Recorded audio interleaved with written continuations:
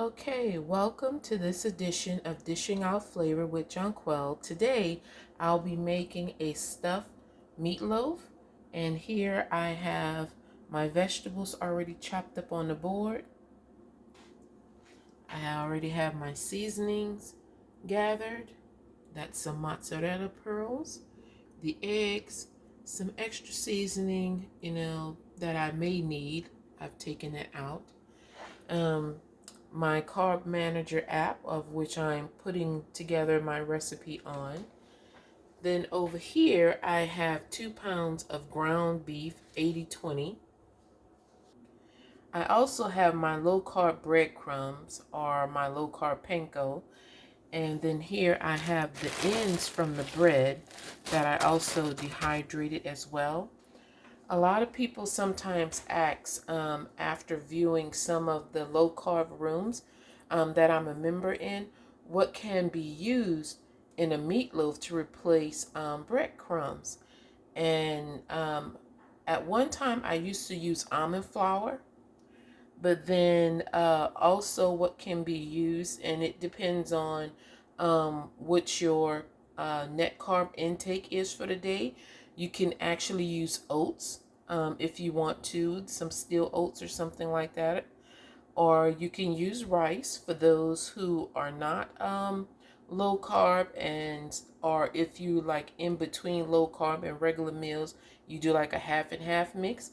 You can actually use rice as well, or you can just omit the breadcrumbs and not use any type of filler as far as that go, because just using the egg and whatever seasonings will suffice, because eggs help with moisture as well. Um, this here was the Love and Fresh brand that I get from Aldi's, and I just cut the ends off and then dehydrate it for a couple of hours, and then after that I just crumble it up. Some has been really fine because sometimes I'll use it as a breading for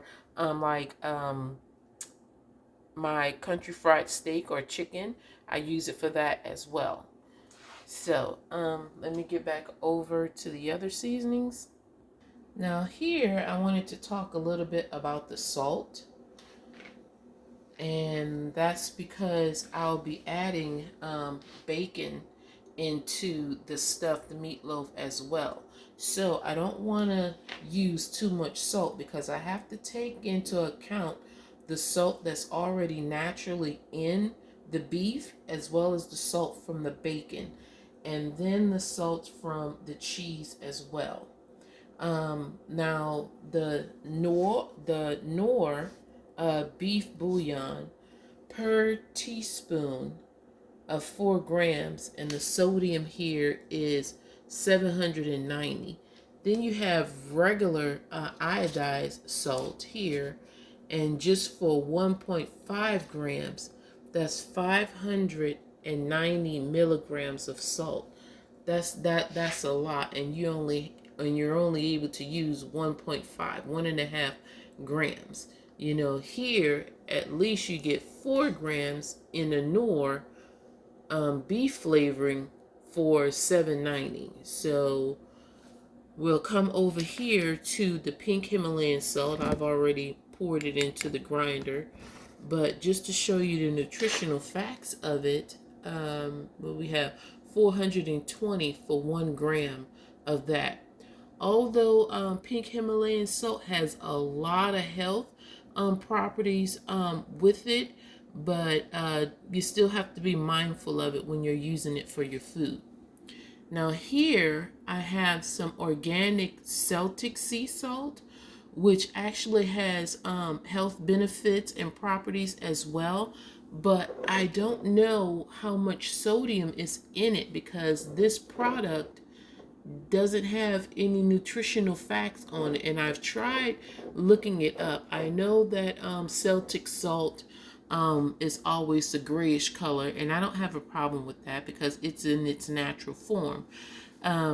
But if anyone can help me with some nutritional facts on this, or let's all get together and ask the company, to start putting the nutritional facts on its products, that would be awesome. I mean, because it's not only just this company here, and I'm pretty sure it's an awesome product, and I love the fact that it's kosher and that it's organic, but some nutritional input would be very beneficial. So, I mean, you have all of these other different brands of products that contain sodium, and there's labels, and yet on this lovely little product here, you don't know how much sodium you're getting. I would like to know that. I really would. I've done some research online, but it wasn't enough to really tell me how much sodium is in there. And that's the bouillon that I have measured out over there. And then we come to the pepper. Now I have a table grind, a regular ground, and then I have my peppercorns here. And this just depends on the intensity of the pepper taste that I want in whatever dish. But just talking about the salt, guys, I don't know if any of you know, but naturally in the components of pepper, it actually contains sodium as well. So you have to be careful when you're putting salt and pepper. You're actually putting salt, pepper, salt in your food. So you still have to watch the amount of pepper that you use when you're blending it with salt as well. Although when you taste pepper, you'll never really taste the sodium, but it's in there. Okay, so that's all I wanted to talk about for now. I'll be saying a couple of other things throughout the process of this cooking session here. So without further ado, let's get started. Okay, so I have everything in here. Sometimes I don't crunch the Panko up small enough, but anyway, so everything is in here. I'm just going to give this a good little mix. Now all of the bouillon that was measured out did not go in here because that was a total of 12 grams and per teaspoon is only 4 grams. So I just use 4 grams of that. After I get this all mixed in, I'll fry up a little patty to see how well the meat is seasoned, and then I'll know to add more. So when salting anything, especially any type of ground meat, always go with the lesser amount first. Fry a little patty, taste it, see if that's where it needs to be. Because once you make any type of meatloaf or meat patty, once it's done, it's done. You can't really correct the seasoning because you've already finished the entire meal, and then you have to compensate by either shaking on raw salt, or you have to then fix it up with whatever you're pairing it with, whatever vegetables or whatever gravy that you're using or sauce that you're using on top of your meat. So you have to supplement with that to add extra flavor, which is why a lot of people, when they're cooking their food, they're like, oh, it's good, I just had to add some ketchup, I just had to add, well, that wasn't really supposed to be a part of your meal. So that means that in actuality, that meal really wasn't all that great because you had to cover it with something to make it taste better. That's just like adding barbecue sauce to something to make it taste better when it should have been tasting well on its own, So just be mindful of that. But then that is my own personal opinion about that. Okay, so let me get a small portion of this and get it fried up and see if it's where it needs to be. Okay, so my patty here is almost ready. Oops, sorry. My patty is almost ready. And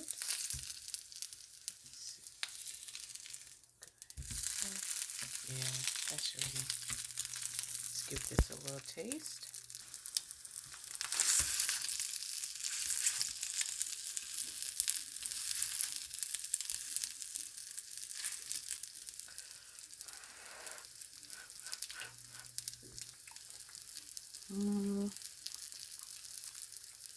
Well, it's a bit bland. Probably need a little bit more of the bouillon, or I can put in some Creole seasoning, because I can taste all of the dried herbs that I put in, the Italian herbs, the basil, and the fennel. That is coming through very nicely. So I just need to add just a little touch of salt for the content of the meat, and then the bacon and everything that's going to be stuffed inside of the loaf will add all of the other extra salt and flavors that I need. All right, let me get back to it. Okay, so here I'm salting the bell pepper mixture.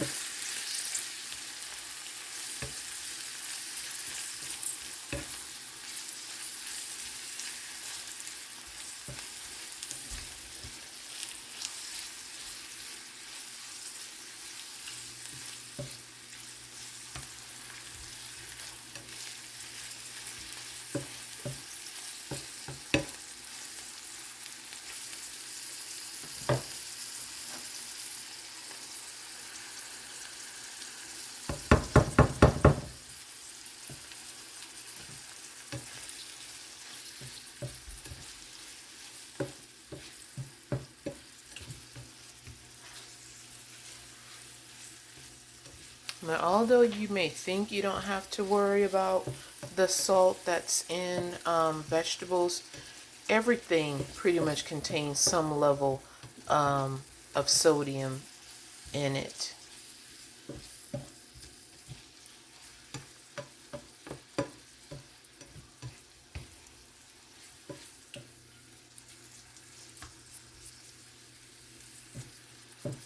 Now, the only way that it doesn't contain sodium, it depends on the volume of the product that's in the bottle or container or whatever, measured out per teaspoon or gram or whatever. Then you may get lower sodium amounts. But just about everything that there is, if it was grown and came out of the ground, it pretty much has some level of sodium in it and whatever trace minerals, you know, and properties and stuff. So just remember that.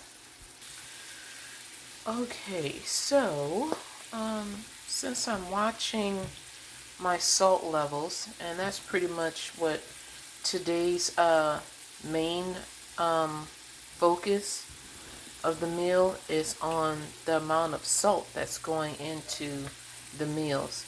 Because it's good to be low carb, but let's also do low sodium as well. So although I showed all of the different salts and seasonings that contain salt or sodium or iodine or iodized salt, I'm going to use some citric acid, which is basically a fruit salt. So I'm just going to add a little bit of that to bring out the natural salt that's already in the vegetables. So I think having a vegetable salt combined with the natural salt that's in the vegetables will actually help that.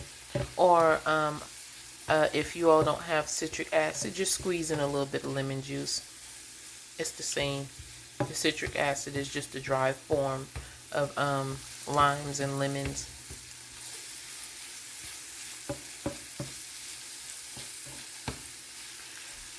Okay. And this is good. I don't need to cook the bacon because the bacon is already done. I'll just add this to the mixture, but I want it to cool off a little bit before I put it into the meat, because I don't want it to start melting the mozzarella pearls before before I get everything into the oven. Okay, so I've added in the bacon. The veggies have cooled off. And these are the mozzarella pearls, and I've actually cut them in half a little bit.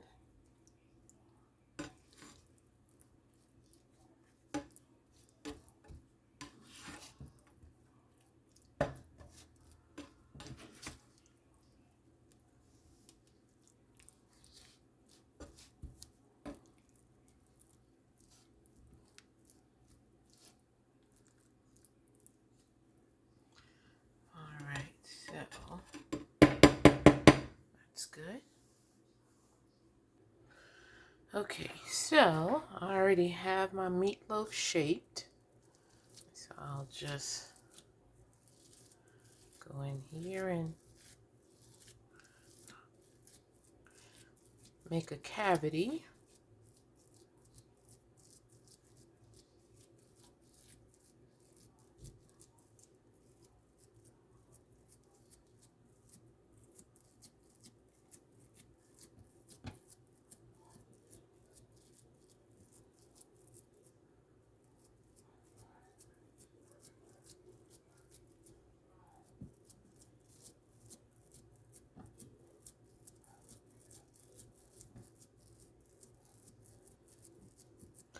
And what I'm doing is basically pinching the meat up around the sides and not just pressing it down, so that it can be thin where all of the ingredients are going to be, so it doesn't take that long to cook up in the middle.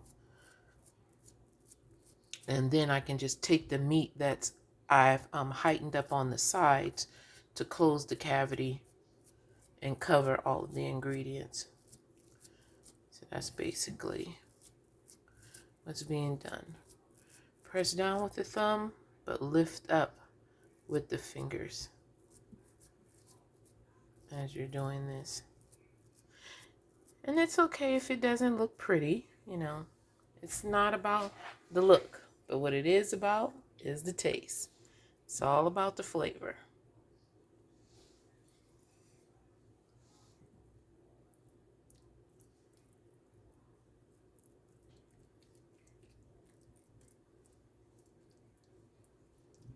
I'll be right back. Okay, so all of this, of the pepper and cheese and bacon and all those yummy toppings are now inside of the cavity in the meatloaf. And now it's just pinching and lapping over to cover. So we've reached the fun part.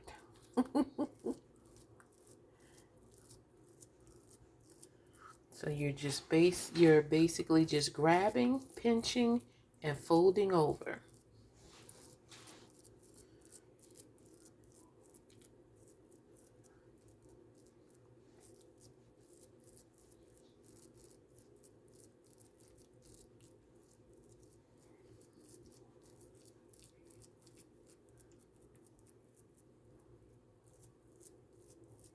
Grabbing, pinching, folding over,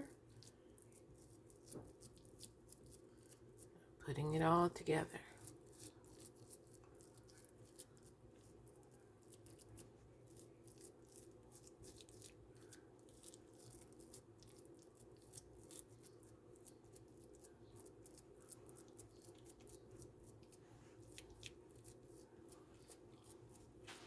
And it's okay if some of you have issues working the stuffing into the meat. And if you have some protruding out, that's fine, because you're gonna basically flip this over, and what was the top will become the bottom, so that you don't have to worry about anything. And chances are, because it's pretty much overstuffed, you may have a little oozing of cheese, and that's fine. That is perfectly fine.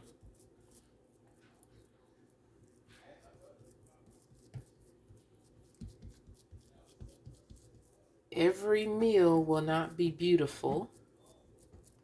I remember I presented something, and the guy, he said something akin to, it looks like some type of prison food. I won't call out the nation that he mentioned, because it could actually pass for racism, and I am not about that. So, but I just thought it was really mean how some people make comments about other people's food. Now, I haven't seen him put out a single recipe, but yet you can comment something so negative about my food. And I think people, if you're going to be negative, keep that negativity to yourself. There's enough wrong going on in the world, and we should be as positive and loving as possible. There's no need for negativity. And if that's the type of stuff that get you off, then you need to go lay down, take a nap, and dream of better things. And while you're dreaming of better things, become a better person. All right, so let me get my dish. Okay, here is my meatloaf pan. And so, getting this. Oh, all right, I portioned that just right without even knowing. Awesome. So now it's just lifting up, flipping it over, and getting the meatloaf onto the rack and into the pan. Fortunately, I cannot do that. So let me see if I can get some help and get someone to help hold the camera while I do all of the transferring onto the lift of the pan. Hold on. Okay, everyone. I was able to get Gabby to come and help me. She's the one that snatched a piece of a pizza roll that time I made it with the bacon on it, and I started laughing. So that's my youngest girl. Awesome. Okay.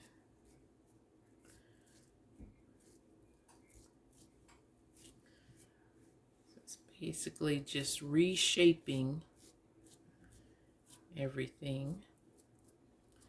And like I said, it's not about the looks. If it doesn't look pretty, that's okay. It's all about the flavor.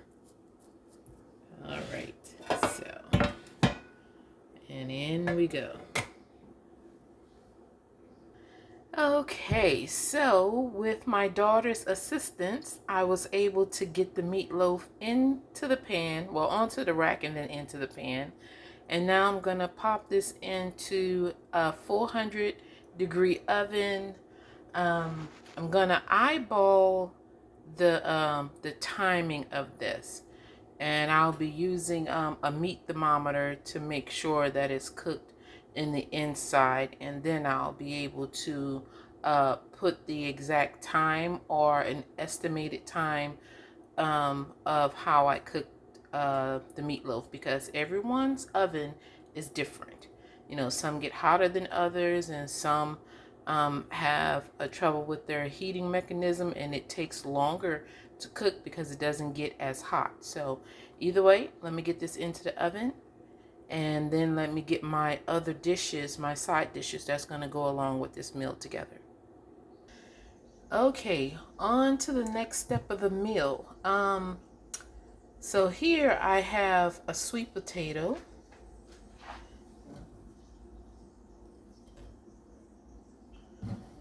And it should be about 82 grams.